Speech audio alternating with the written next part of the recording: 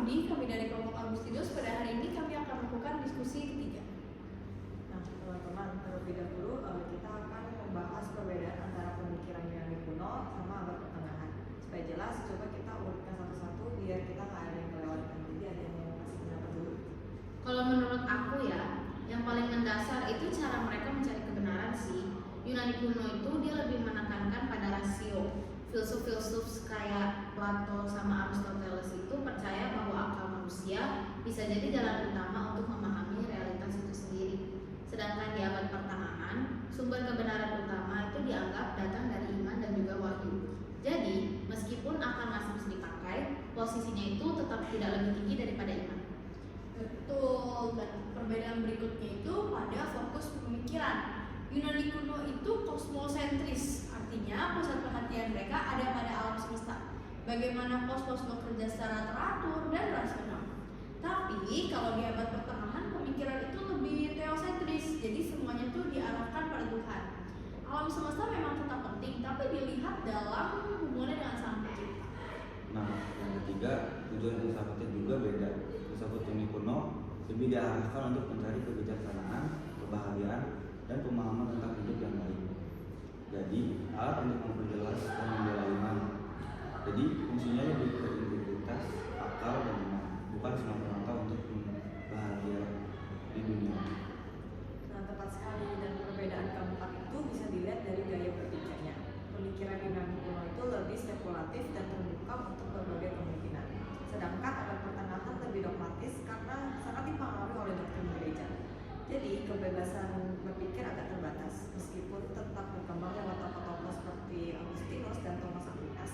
Kalau digabung, kita sudah punya 4 perbedaan rupa yang jelas nih, seperti sumber kebenaran, fokus, tujuan filsafat, dan gaya berpikir. Nah, bagus.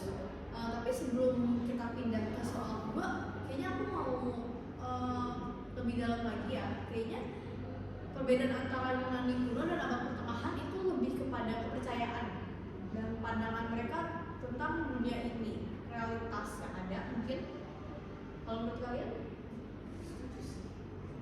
Kalau aku juga sama, setuju.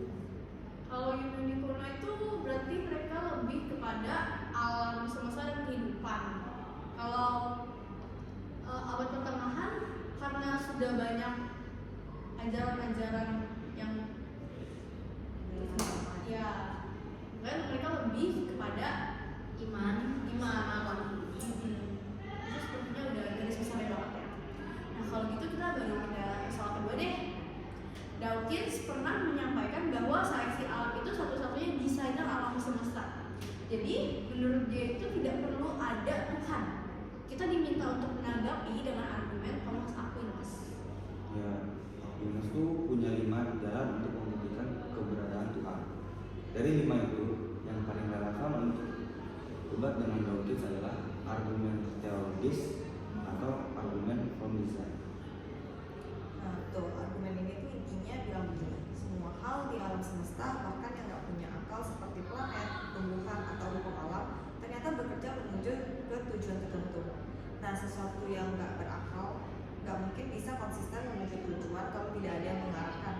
Aquinas menegaskan bahwa keteraturan dan arah ini mengandaikan adanya seorang pengatur yang cerdas.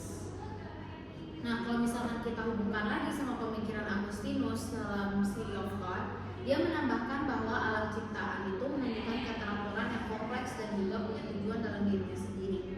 Kalau misalkan ada bagian alam yang tampak kurang sempurna atau berbahaya, itu bukan bukti ketiadaan desain, melainkan bisa jadi bagian dari fungsi tersembunyi atau providential yang belum kita pahami. Jadi tetap ada rencana cerdas di baliknya. Nah, jadi kalau Dawkins bilang seleksi alam yang mengatur, kita bisa jawab bahwa seleksi alam hanya menjelaskan mekanisme evolusi biologis. Tapi siapa yang membuat hukum dasar alam begitu teratur sehingga seleksi alam itu bisa berjalan? Itu tetap perlu memerlukan pengatur cerdas sih kalau menurut aku. Dengan kata lain, seleksi alam itu bekerja di dalam kerangka yang sudah ditetapkan. Betul sekali. Jadi seleksi alam bukanlah pengganti Tuhan, tapi justru bisa dipahami sebagai bagian dari rancangan Tuhan juga. Tuhan menyediakan hukum-hukum dasar, keteraturan kosmik, dan kondisi yang memungkinkan seleksi alam itu bekerja. Nah, dengan begitu, argumen Aquinas ini bisa menjadi bantahan yang kuat.